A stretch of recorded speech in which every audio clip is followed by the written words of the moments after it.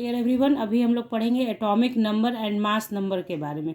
यानी atomic number क्या है, कैसे रिप्रेजेंट किया जाता है, न्यूट्रल मॉलिक्यूल के लिए क्या होता है, आयंस के लिए क्या होता है, मास नंबर क्या है, ये सारी बातें जानेंगे, तुरंत समझ जाएंगे और इससे जितने भी क्वेश्चंस आते हैं वो सारा हम लोग कर पाएंगे। ओके, तो चलिए यहाँ पे जब मैं आपको सारा कॉन्सेप्ट दूंगी तो विथ एग्जांपल ही दूंगी, तो ध्यान से समझिए, सुनिए और आपका काम हो जाएगा। ठीक है, तो देखिए सबसे पहले एटॉमिक नंबर, कुछ तो एटॉमिक नंबर के बारे में आप सभी को पता ही है कि the total number of protons present in the nucleus, nucleus में जो total number of protons present होता है of an atom is known as atomic number and represented by Z. Z से किसको दिखाते हैं? एटॉमिक नंबर को दिखाते हैं। जेड से किसे दिखाते हैं? कैपिटल जेड से एटॉमिक नंबर को। और एटॉमिक नंबर का डेफिनेशन आप क्या देंगे? Total number of protons present in the nucleus. Nucleus में, एटम के न्यूक्लियस में, यहाँ पे न्यूक्लियस में जो प्रोटॉन प्रेजेंट होता है उसे ही हम लोग क्या कहते हैं? Atomic number of that atom कहते हैं। ठीक है, यानी number of protons equal to किसके बराबर? एटॉमिक नंबर के बराबर। तो देखिए, और इसे हमेशा किसी भी एलिमेंट के सिंबल के नीचे लिखा जाता है, किसी भी एलिमेंट के सिंबल के नीचे लिखा जाता है। एटॉमिक नंबर बराबर जेड हो गया, एकदम ध्यान रखिएगा, एटॉमिक नंबर को जेड से रिप्रेजेंट किया जाता है। ठीक है, और मान लीजिए कि एक्स से यहाँ पे सिंबल ऑफ एलिमेंट को शो किया गया, तो नीचे जो दिया है वो एटॉमिक नंबर दिया है, नीचे जो दिया है वो एटॉमिक नंबर दिया है। क्लियर यहाँ तक? अब देखिए, तो एटॉमिक नंबर बराबर जेड, यानी एटॉमिक नंबर बराबर जेड से दिखाते हैं। और जेड इक्वल्स टू कितना? Total number of protons. Z equal to कितना? Total number of protons. यानी हम क्या कह सकते हैं? जेड बराबर पी, जेड बराबर पी। ठीक है, क्लियर? जेड बराबर पी। अब है फॉर न्यूट्रल एटम। देखिए, एटम क्या होता है? इलेक्ट्रिकली न्यूट्रल होता है या तो फिर आयन होता है। ठीक है, तो अभी हम लोग जानेंगे न्यूट्रल एटम के बारे में। तो न्यूट्रल एटम का कहानी क्या है? न्यूट्रल क्यों होता है एटम? क्योंकि उसके पास नंबर ऑफ इलेक्ट्रॉन और नंबर ऑफ प्रोटॉन्स इक्वल होते हैं। तो देखिए, न्यूट्रल एटम में क्या होता है? इलेक्ट्रॉन और प्रोटॉन चूंकि बराबर होता है इसलिए वो इलेक्ट्रिकली न्यूट्रल होता है। प्रोटॉन का पॉजिटिव चार्ज, इलेक्ट्रॉन के निगेटिव चार्ज एक दूसरे को बैलेंस कर देते हैं, जिसकी वजह से इलेक्ट्रिकली न्यूट्रल हो जाता है हमारा एटम। ठीक है, तो जब न्यूट्रल एटम होगा तो जेड बराबर पी बराबर ई आप बोल सकते हैं। यानी न्यूट्रल एटम में प्रोटॉन की संख्या और इलेक्ट्रॉन की संख्या बराबर आप एटॉमिक नंबर बोल सकते हैं। क्यों? क्योंकि न्यूट्रल है जब एटम, तो उसमें प्रोटॉन और इलेक्ट्रॉन बराबर है, इसलिए आप ऐसा बोल सकते हैं। सिर्फ किस केस में? न्यूट्रल में। फॉर एग्जाम्पल, मान लीजिए कि सोडियम लिखा मैंने, तो सोडियम का 11 होता है। ठीक है, तो इसका जेड बराबर भी क्या हो गया?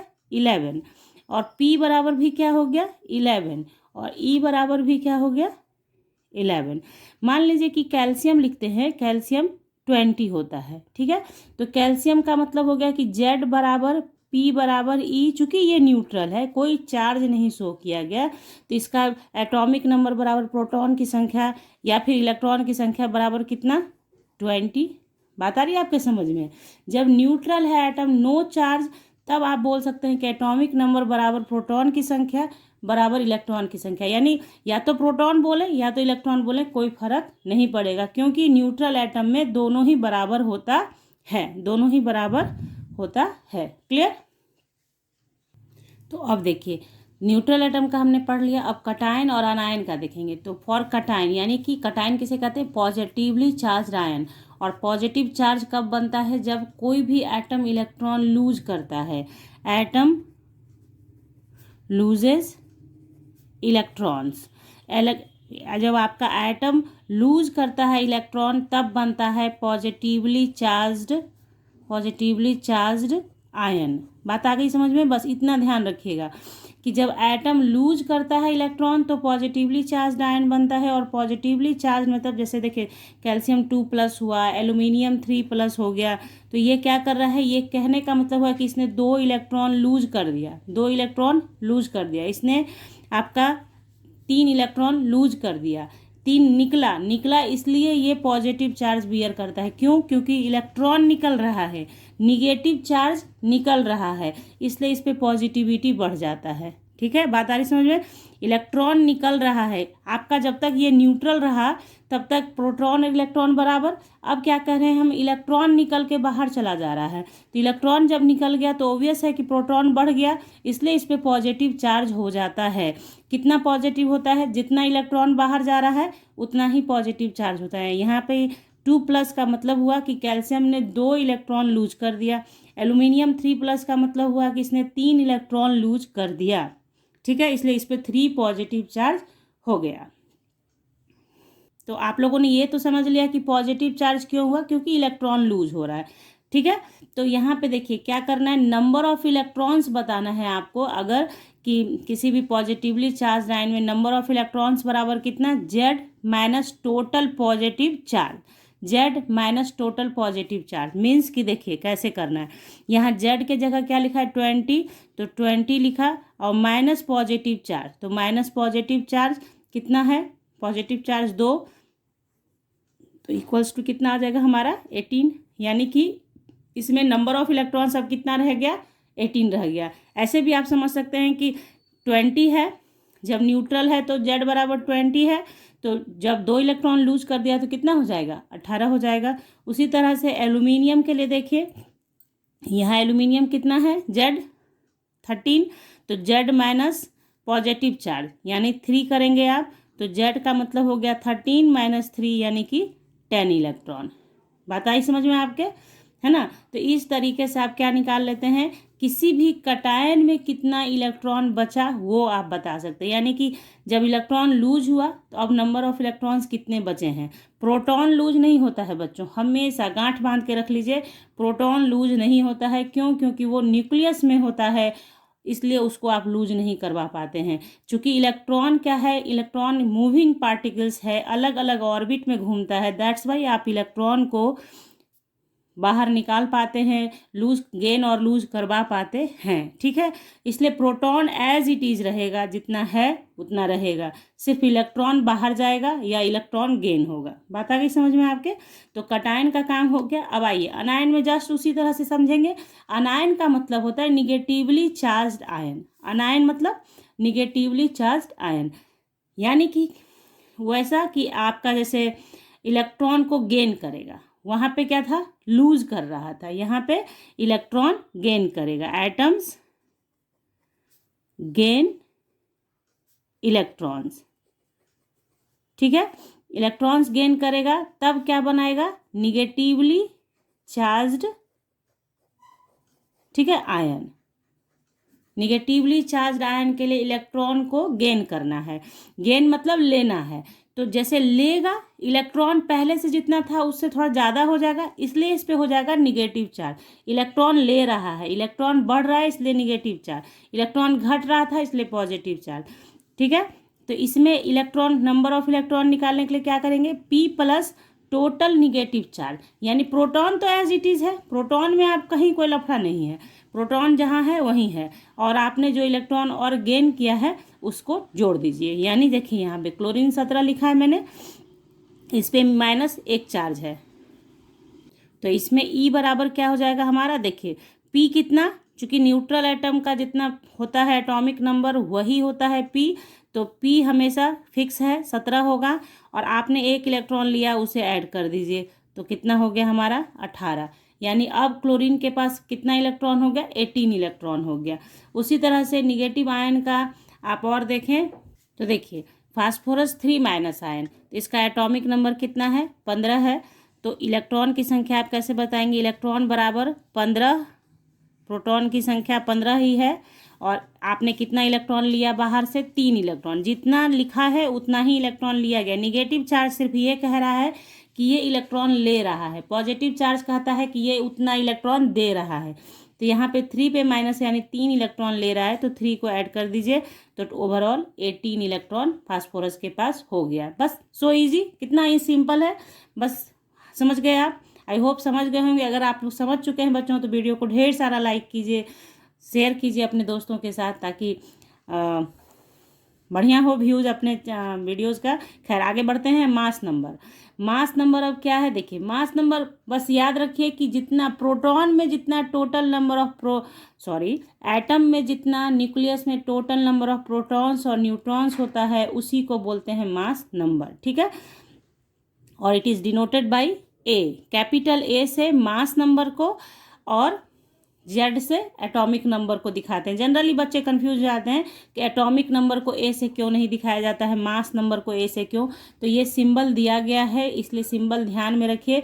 एटॉमिक नंबर को जेड से शो करते हैं और मास नंबर को कैपिटल ए से शो करते हैं। और मास नंबर क्या होता है, total number of protons and neutrons present in nucleus, ठीक है। और यही प्रोटॉन्स और न्यूट्रॉन्स को न्यूक्लियॉन्स भी कहते हैं क्योंकि ये न्यूक्लियस में प्रेजेंट होते हैं।